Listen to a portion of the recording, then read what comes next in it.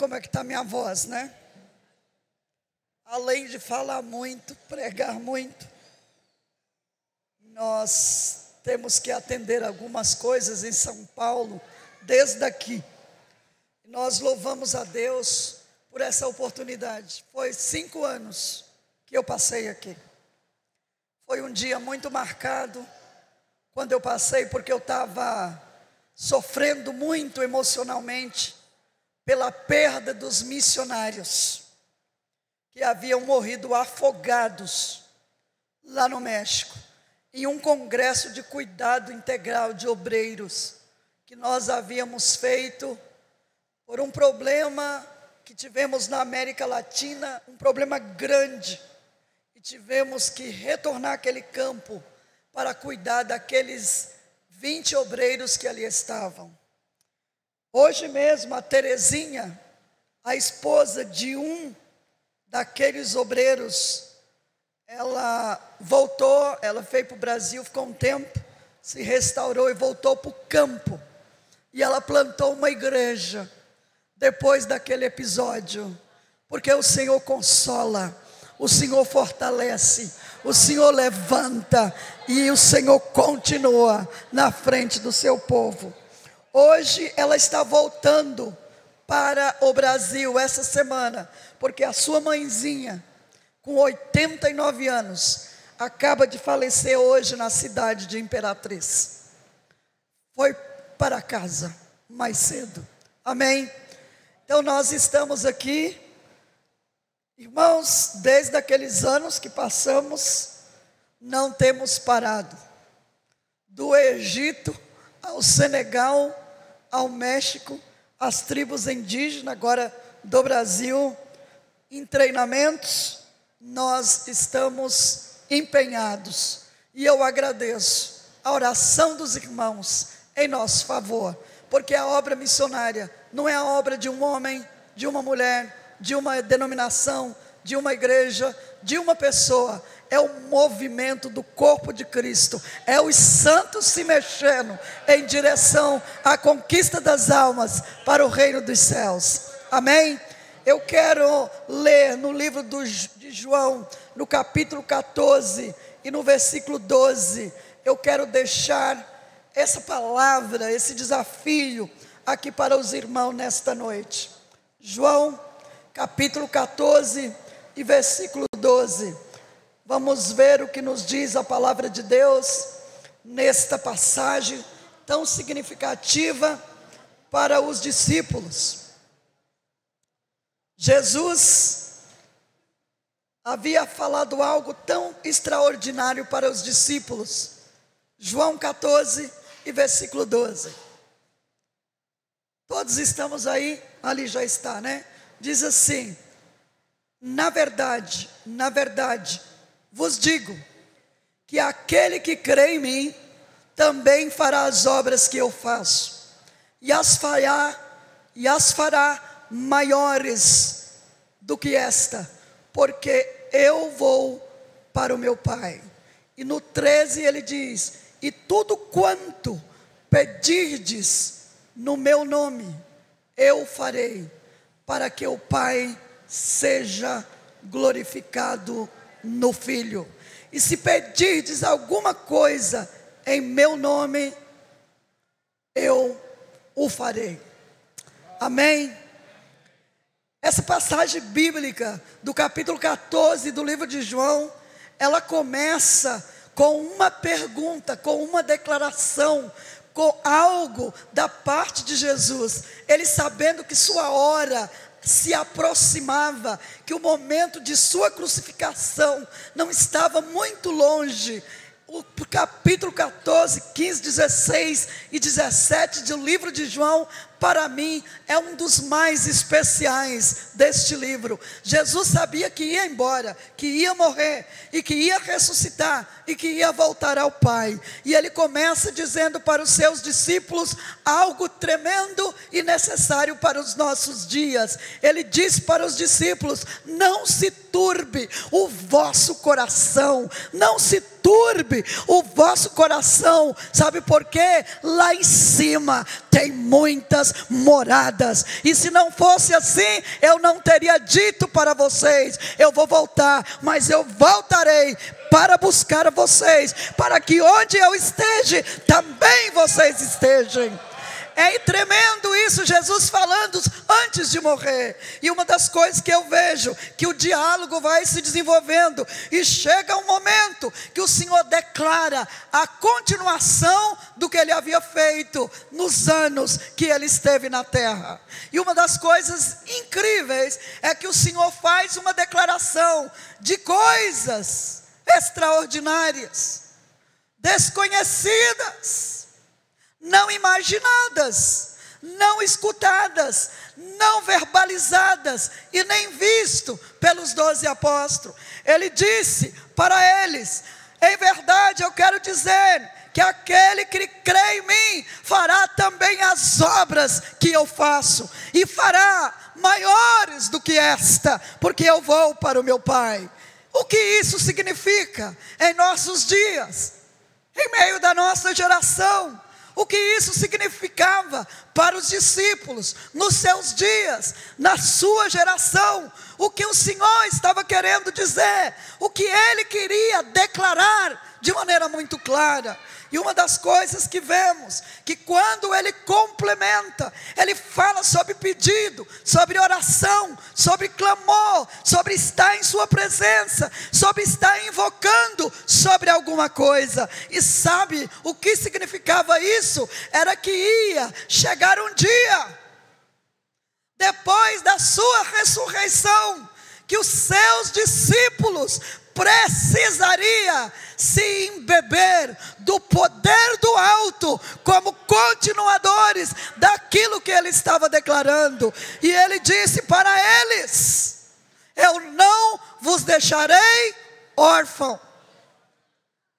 Orfandade é uma coisa triste em qualquer sociedade, mas numa sociedade de pós-guerra, é a coisa mais atroz que existe. Eu fui num país de pós-guerra, em Guiné-Bissau, quando as tropas do exército dizimaram quase todos os homens e mulheres do país. Eram centenas de crianças nas ruas, sem futuro, com fome, sem escola, sem um teto, sem roupa, sem educação e sem proteção. Você sabe que na África existe muitas crianças, a taxa de natalidade, não existe controle de saúde. Ora, naquele país nós temos em alguns segmentos um médico para cada 25.500 pessoas. Isso significa que ninguém tem orientação natal. Então nasce nas tribos muitas crianças. E naquele pós-guerra em Guiné-Bissau, eram centenas de meninos e meninas sem pai e sem mãe, órfão de toda a natureza que você possa imaginar. Mas como Jesus disse que nós, os discípulos, faria as obras que Ele fez, e faria maiores que aquelas que nós não conhecíamos, uma equipe de missionário da Missão Kairos desceu nos escombros de um pós-guerra, de um país destruído, abriu um orfanato, adotou aquelas crianças, abriu uma escola de reforço escolar, e aquelas crianças começaram a ser amadas, começaram a ser acolhidas. Jesus entrou no futuro e no coração delas, e elas começaram a ter esperança. O que é obras maiores, querido? O que significava isso para os discípulos? O que significa isso para a igreja? Obras maiores. Hoje, naquele país, a guerra se deteve para a glória de Deus. Havia uma congregação com os bancos de cimento, uns banquinhos de cimento assim, feito de tijolo, cimento cru. Quando os mísseis, eram bombas gigantes tipo míssil, voava dos quartéis, caiu em cima da igreja. Eu acolhi na minha casa no Senegal 23 missionários. Espalhei colchão em toda a casa. Tudo que tinha de alimento, durante um ano nós compartilhamos. Pastor João Araújo Neto, que foi o fundador daquela obra ali, ele é deficiente físico. Ele foi tomar uma injeção quando tinha aí 3, 4 anos. E o nervo ciático dele foi atingido. E a perna dele secou. Ele caminha com muita dificuldade. A sua esposa grávida da sua primeira criança, a Estezinha. E eles saíram correndo por dentro do mato, entre Senegal e Guiné-Bissau. É uma fronteira aí, larga, imensa. As tropas com as bombas. E os missionários se arrastando no chão, até chegar na fronteira. Quando nós alugamos uma furgoneta, eu não sei como é que chama aqui, uma van, para buscá-los, as roupas estavam furadas, os cabelos desalinhados, eles estavam tão sujos, que era difícil distinguir aquelas pessoas chorando. Uma grávida, outros que tinham perdido tudo, mas uma me chamou a atenção. Dizia: se eu pudesse ter pegado meu álbum de casamento. Outro dizia: ficou todos os nossos documentos e passaportes. Queridos, quero dizer uma coisa. Deus, em Jesus, pelo poder do Espírito Santo, quando disse que não nos deixaríamos órfãos, Ele não estava dizendo que não iríamos sofrer. Ele não estava dizendo que as coisas não iam ser difíceis. Ele não estava dizendo que não íamos ter desafio. O que ele estava declarando era diferente. Era que o poder que ele ia pôr dentro de nós ia ser como um trator de esteira, que não haveria nada que detesse o que ele nos ordenasse a fazer como seus discípulos. Obras maiores do que essa. E é tão tremendo que eles ficaram um ano, aquele acampamento na minha casa. Eu já aprendi a viver coletivamente. Não é fácil, mas eu aprendi. Passando anos, aqueles missionários retornam para Guiné-Bissau. As étnias se dizimaram entre si. Houve uma pequena paz no país. E os missionários retornaram àquela nação e começaram a pregar a palavra de Deus. E Deus começou a abençoar aquele povo com a mensagem do Evangelho. Eles começaram a ouvir a Deus, renunciando os seus ídolos, os seus feitiços, os seus baobabes sagrados, os seus patuás, e começaram a confiar na palavra de Deus. Por isso o salmista Davi um dia disse: feliz a nação cujo Deus é o Senhor. Feliz é a família cujo Deus é o Senhor. Feliz é a comunidade cujo Deus é o Senhor. Feliz é o deputado cujo Deus é o Senhor. Feliz é o juiz cujo Deus é o Senhor. Feliz é o homem, a mulher, o menino, a criança cujo Deus é o Senhor. Palavra, palavra, palavra. Eu vi a palavra de Deus transformar esta nação. Eu morava em Senegal e lá tem 3 bancos grandes, BCS, Banco BICIS e Banco Francês. A nossa conta naqueles bancos é institucional, porque no Senegal nós temos uma ONG que funciona como ponte entre o governo e os missionários. Todo missionário que vai para o Senegal, ele presta serviço ao governo. Porque nós temos o posto de saúde e ele trabalha lá e é reconhecido se ele é médico ou enfermeiro ou bioquímico ou se ele é pediatra ou nutricionista. Nós pegamos o diploma, levamos lá no Ministério da Saúde e eles legalizam para os missionários. Sabe o que significa isso? Obras maiores, porque não existe porta fechada quando Deus quer. Se você vai em Guiné-Bissau hoje, a Kairos tem 30 missionários lá. Se o pastor Rei for com a gente em abril,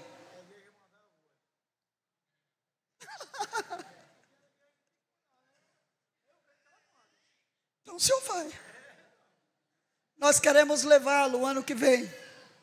Vamos levar 20 pastores do Brasil. Sabe por quê? Sabe por que eu quero levar 20 pastores? Porque nós estamos emancipando 19 igrejas. Irmãos, começou aquela escola hoje, tem 700 alunos. O governo vai lá na missão e diz: tem uma tribo que ninguém sabe ler e nem escrever. Tem um missionário para ir para lá, ensinar os meninos a ler na Bíblia. Obras maiores farão. Tem 19 igrejas. 10 delas estão com pastores nacionais. Um seminário com 70 alunos. E às vezes eu olho para os discípulos e eu vejo algo. Jesus estava falando antes da ressurreição. E eu lhes pergunto: como foi a recepção da ressurreição no meio dos discípulos? Quem foi que viu primeiro Jesus? Quem foi que saiu correndo de casa, inconformado, sem saber onde estava o corpo de Jesus? E foi, quem foi que foi? Foi os homens, foi os discípulos. Quem foi? Quem foi? Quem foi? Primeiro foi Maria Madalena. Ela disse: não, eu estou inconformada, eu tenho que ver o corpo. Tiraram, baixaram lá da cruz, eu quero saber onde está. E pegou as especiarias junto com as outras mulheres e foram. E quando elas chegaram aí, elas deram de cara com obras maiores. Quem vai remover a pedra era sua preocupação. Tadinha das bichinhas, elas não tinham força para rolar aquela pedra, e era a sua preocupação. Mas quando Maria chega, quando Madalena chega, só alguém, irmãos, que é livre dos demônios, corre até a tumba de Cristo para saber o resultado da sua morte. E ela correu.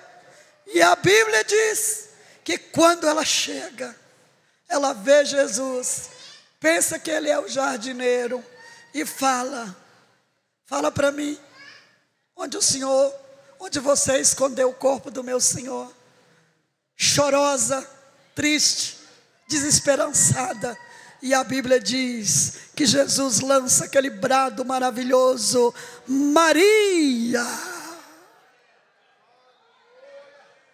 Não precisou se identificar. E ela: mestre, Rabone. E quando ela vê, ele diz: não me detenha, porque ainda não subi a meu pai, mas faz um negócio. Vai lá e conta aos discípulos, a eles, que eu não não estou morto, eu ressuscitei, eu estou vivo e vou diante deles para a Galileia. Se você ler Marcos capítulo 16 e versículo 10, tristemente, diz, eles não creram no que elas diziam. Talvez porque gritaram muito, né? Empolgadas, eufóricas, faladoras. Mulher. Eu acho incrível esse detalhe.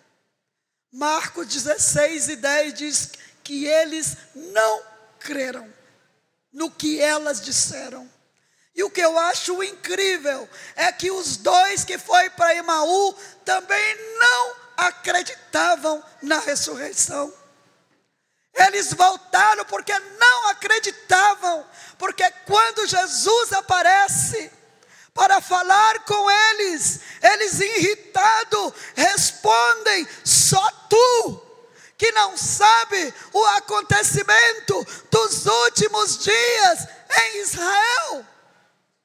Lucas 24 e 25.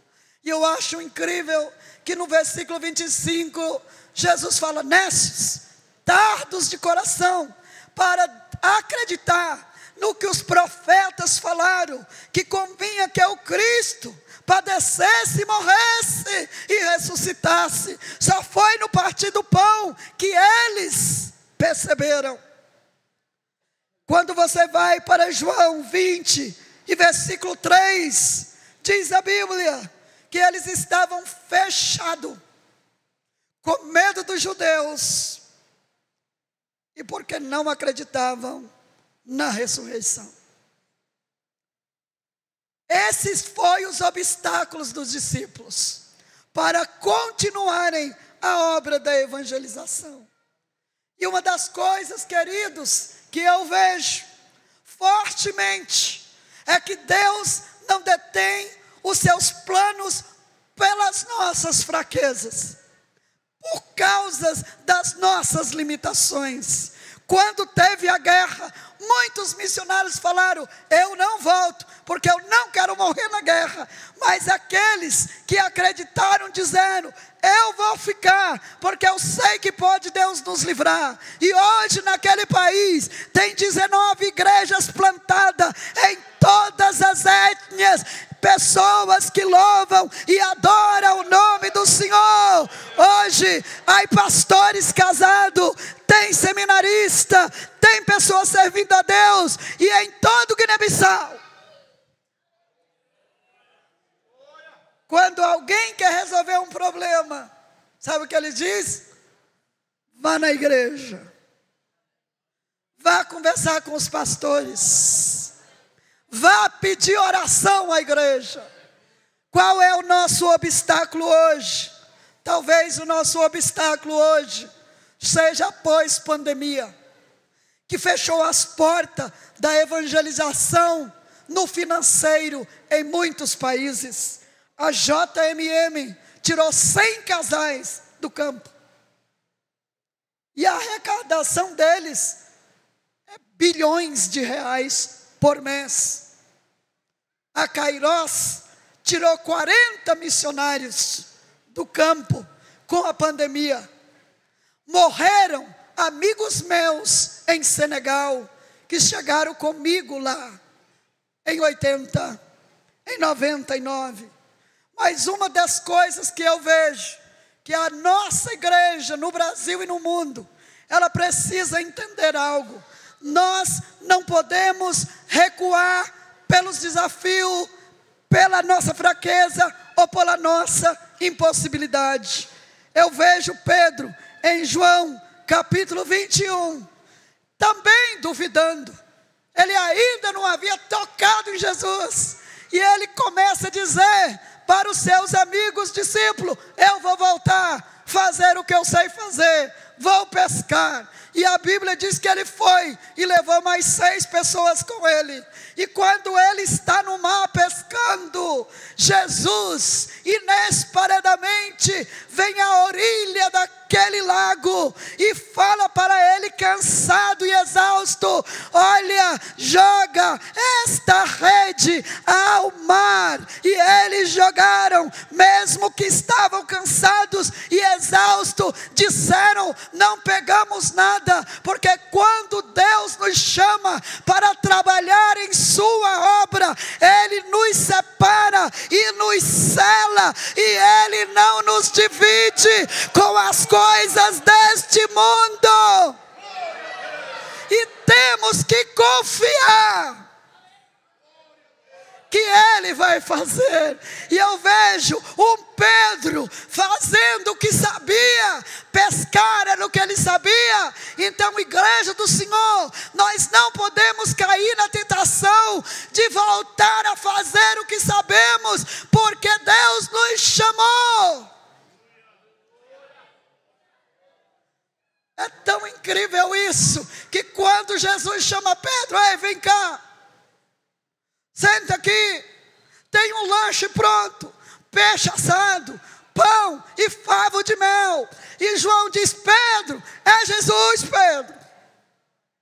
E Jesus olha para ele, dentro dos seus olhos, talvez do homem medroso, frustrado e fracassado por ter ido ao barco. E Jesus pergunta para ele: Pedro, você me ama? Já pensou se Jesus viesse esta noite aqui em pessoa e olhasse em nossos olhos e perguntasse a cada um de nós: você me ama? Você me ama? Apacenta minhas ovelhas. Pedro, você me ama? Apacenta meus cordeiros. Pedro, você me ama? Eu quero te dizer que agora eu vou te amarrar em mim e vou te puxar, e você vai cumprir o propósito pelo qual você foi escolhido na terra, em Jerusalém. Que coisa linda! O que eu vejo é que quando ele confessa a Cristo, em Mateus capítulo 16, Deus promete que ele teria as chaves, que começaria a nova era cristã em Jerusalém. Igreja do Senhor, tu tem a chave que abre o céu e fecha o inferno. Tu tem a autoridade dada por Deus para avançar. No congresso, antes de vir, eu pesquisei os 8 segmentos e os estados menos alcançados do Brasil. Sabemos que somos 8: quilombolas, ciganos, ribeirinhos, pobre dos pobres, diáspora de estrangeiros de todas as nações. Só em São Paulo tem 308 nações representadas em tantos grupos. Mas algo, irmão, me chama a atenção quando eu vi que o estado menos alcançado é o Rio Grande do Sul, com 55 municípios sem igreja, sem presença evangélica. Minas Gerais, o terceiro. E o Piauí, o segundo. Pastor, vai acontecer algo aqui nesse estado. Quantos creem? Eu recebi um chamado hoje de um dos maiores cuidadores de missionário deste país no mundo. Ele já foi em 30 nações para cuidar os missionários que sofrem catástrofe. Daqui 2 meses, possivelmente, eu irei a Marrakech. Eu fui à Turquia, a Antáquia, esse ano, cuidar dos missionários, junto com ele. Ele não fala inglês, não fala francês, não fala espanhol. E ele orou a Deus: Deus, põe alguém experiente, que ama o mundo muçulmano e que conheça das nações para me ajudar. E em 2019, ele estava na Colômbia, sem tradutor, simultâneo para as palestras. E ele falou: você poderia me traduzir? Ele me viu eu traduzindo. Eu faço tradução simultânea de francês para o português e vice-versa, do espanhol para o português e vice-versa, do inglês para o português e vice-versa. Eu faço tradução do Wolof, uma língua do árabe, para o português e vice-versa, porque quando eu estudei, foi um irmão de Imperatriz que, orando e jejuando, ele estava fazendo direito na faculdade Imperatriz, e em 92 eu fui pregar lá, e quando ele estava pregando, Deus falou para ele: está vendo essa missionária? Eu vou dar 5 idiomas para ela, mas ela não tem condições de pagar, é você que vai pagar todos os cursos de língua dela no mundo. Levante sua mão. Essas são as obras maiores.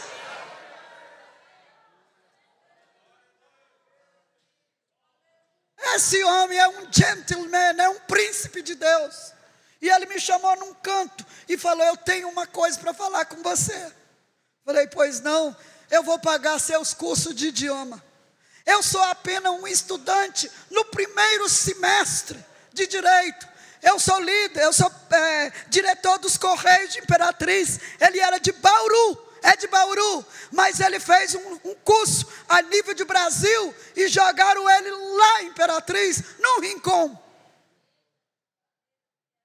Deus abençoa quem crê em obras maiores. Eu estava no Peru, e eu falei para ele: eu estou no Peru, volte e veja quanto é um curso de espanhol. Falei: tá bom, eu vou mandar o dinheiro, eu vou pagar. Pagou o ônibus, o lanche e a mensalidade do curso, porque eu tinha que comer, né? Eu morava quase 3 horas da escola, e aí foi o primeiro curso que ele pagou. Com um pouquinho de dinheiro que sobrava, eu economizava e fui para o Conservatório de Música Andina, no Peru. E eu me lembro quando eu recebi meu primeiro diploma da língua espanhola, eu tirei uma foto, mandei para ele. E eu falei para ele: muito obrigado, porque se hoje muitas pessoas de fala hispana estão ouvindo a palavra de Deus, você receberá o mesmo galardão, porque você foi fiel em crer na obra do Senhor na minha vida. Se Deus te chamou, seja fiel, não tenha medo de investir, porque o banco do céu nunca vai quebrar. Eu fui para Senegal, e lá é caro, $10 a hora de Wolof, $10 a hora de francês. Tinha só 10 professores para 16 milhões de habitantes. E eu fui para um curso de executivos da GM, na Universidade de Dakar. Era 30 homens e eu, a única mulher ali no meio. E Deus me deu graça e sabedoria. E eu quero dizer uma coisa para você: o Amaury Júnior, ele está hoje em Brasília já aposentado, porque quando ele se formou em advocacia, ele postulou para a diplomacia em Brasília e passou em 3º lugar. Ele era chefe geral dos Correios de Brasília durante anos. E sabe, irmãos, ele pegou um avião lá em Brasília, foi até São Paulo e foi no Senegal. Tive o privilégio de recebê-lo. E quando eu recebi no aeroporto, nós alugamos um carro e levamos ele em todas as aldeias onde tinha pregado, onde tinha discipulado, onde havia um centrinho médico, onde havia um grupo de estudo bíblico. E eu peguei a Bíblia em Wolof, que eu vou trazer aqui na próxima conferência. E eu falei para ele: olha aqui, Amaury, se hoje eu posso abrir a Bíblia e pregar, é porque você foi fiel em todos esses anos, enviando essa soma de dinheiro para pagar. Irmãos, as obras maiores não exclui esforço, ela é recheada do milagre de Deus, porque o Senhor disse que nós faríamos obras maiores do que estas. Dê um glória a Deus nesta noite. Eu não sei qual é a obra que Deus quer fazer na sua vida, mas Ele vai fazer. Esse terapeuta viu o congresso. O terapeuta viu. E ele fala assim: mano, é assim que ele me chama. Mano, o que é isso? Você está no Piauí? Eu falei: tô. Me leva aí. É o único estado do Brasil que eu nunca preguei. Falei: mas como? Eu quero ir aí, eu vi você aí, eu fiquei doido para ir. Ele é pastor, terapeuta de líderes no Brasil inteiro. Ele cuida de missionários em congresso. Dia 29 estou indo para Guarapari. 5 dias para analisar a situação emocional de todo missionário enviado na pós-pandemia.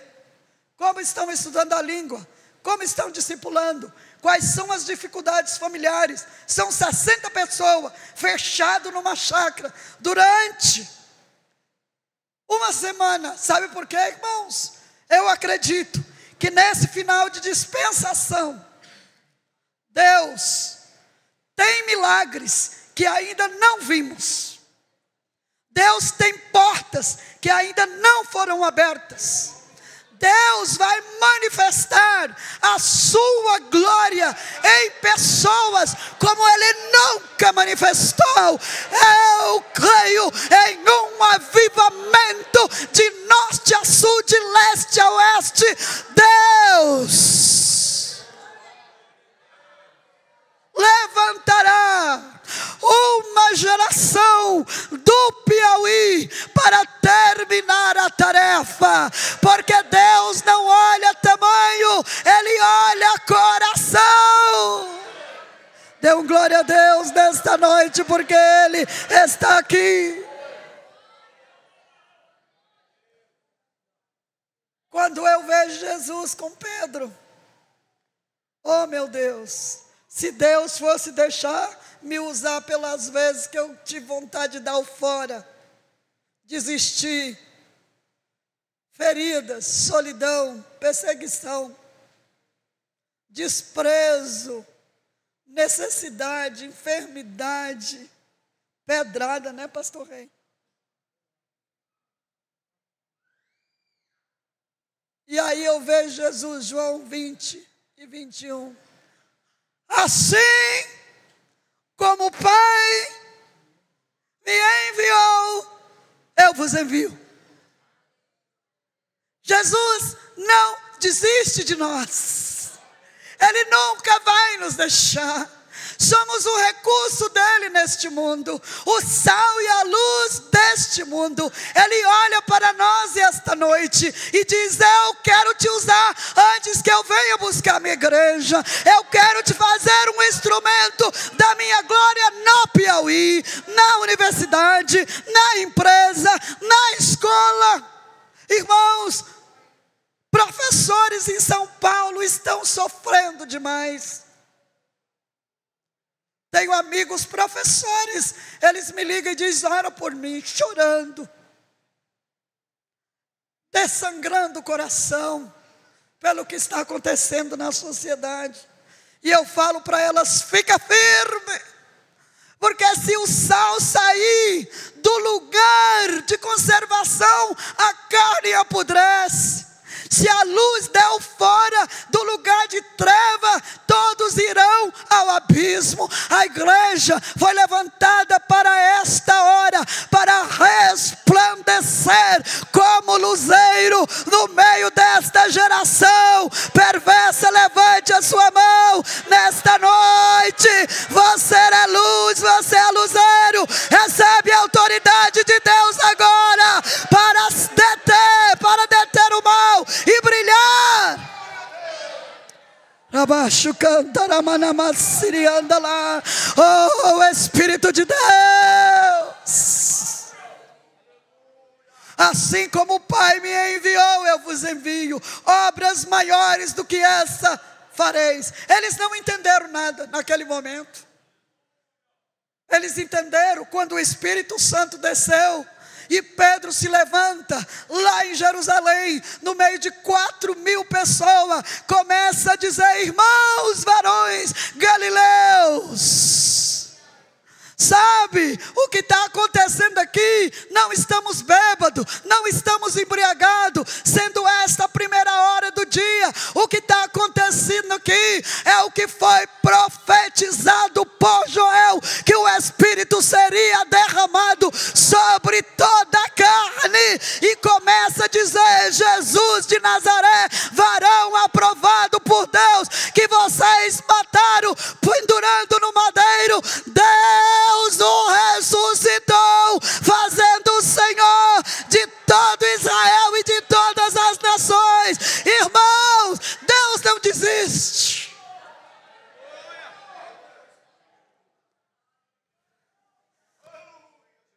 Tenho uma palavra para você nesta noite. Decantaramachurianda.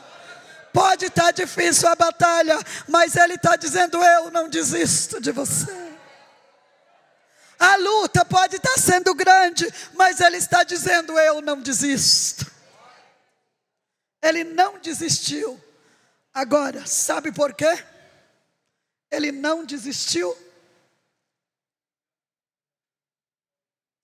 Porque eu e todos que estão aqui sentados esta noite estava dentro deste plano. Esse estado estava dentro deste plano. Sua família e este país estava dentro deste plano. Levante, põe-se de pé. Segure na mão do seu irmão. Eu vejo Deus derramando uma chuva sobre essas mulheres. Mulheres, Deus precisa de vocês.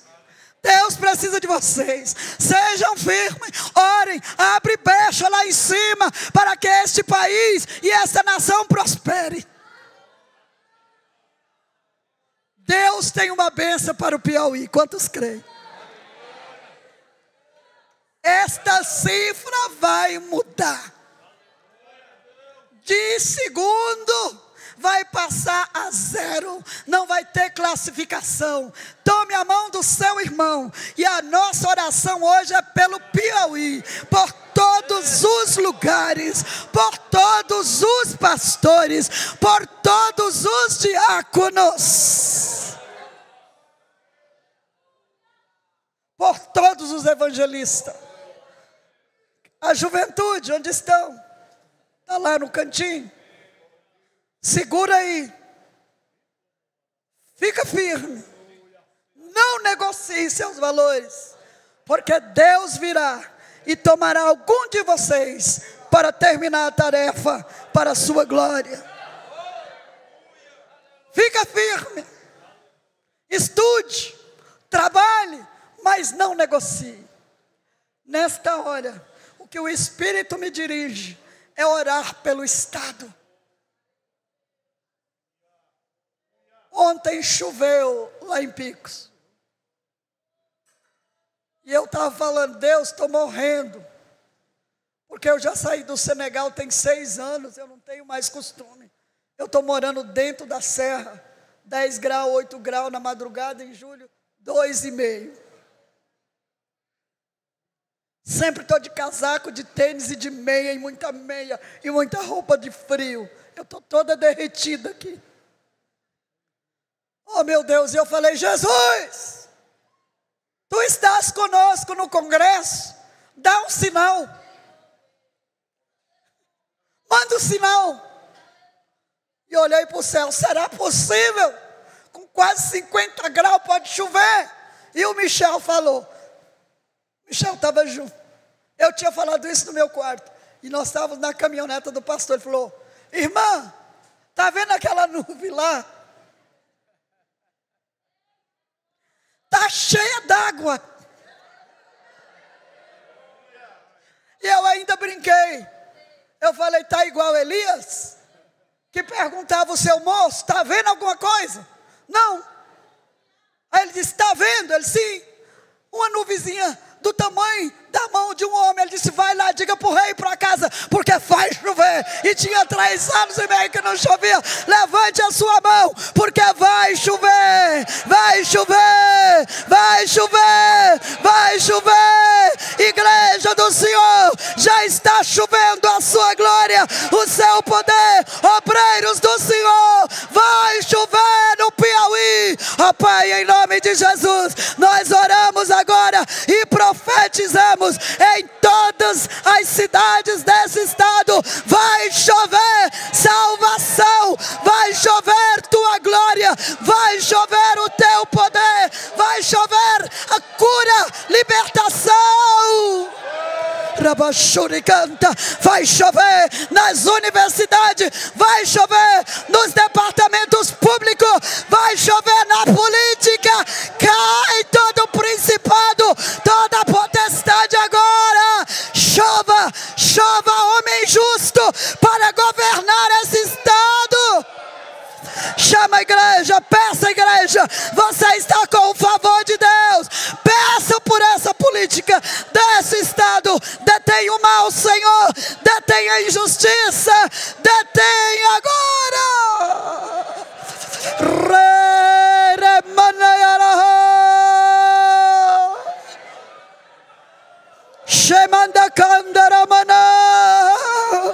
Seja renovado no poder do Espírito. Receba a autoridade de Deus. Receba a ousadia para pregar a palavra. Receba, volte os desviados desta cidade para a igreja onde estiver.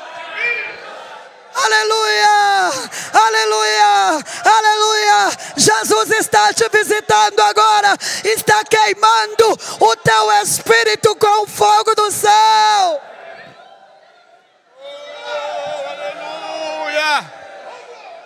Aleluia, aleluia, aleluia, aleluia, glória, aleluia, Pai querido, Deus Todo-Poderoso, aleluia.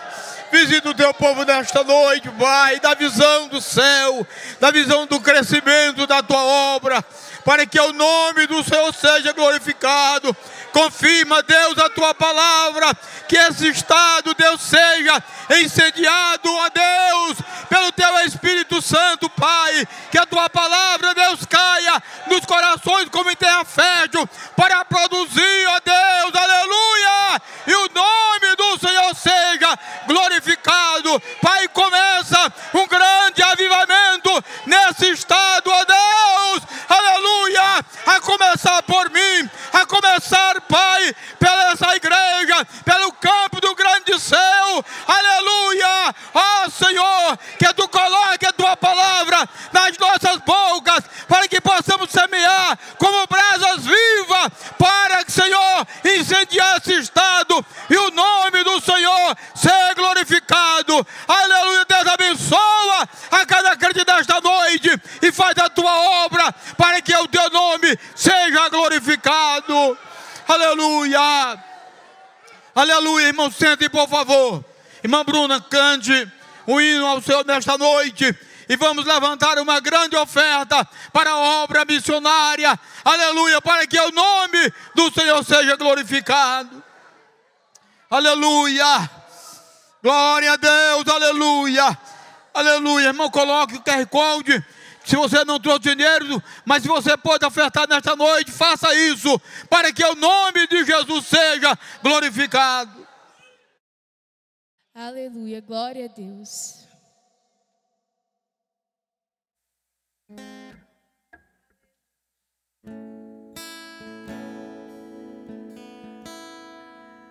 Todos necessitam de um amor perfeito, perdão e compaixão. Todos necessitam de graça e esperança.